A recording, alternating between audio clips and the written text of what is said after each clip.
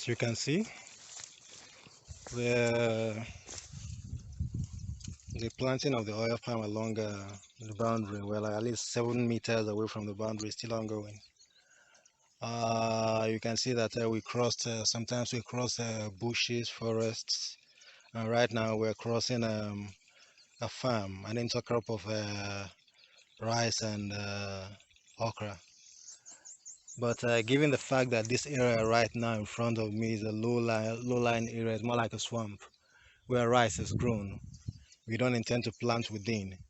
We intend to cross over to the other side where you see the uplands and then find the other points within that area. But for these areas, we're not really going to dig any hole for the planting of the oil palm along the borderline.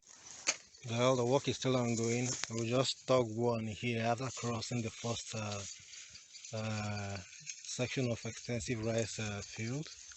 Now, after this upland within this region, you still see another low-lying area where you grow rice. So, of course, eventually you can see the little ditch of water through which water is channeled across the rice field.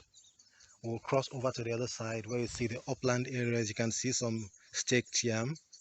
Within those areas, we'll still plant other uh,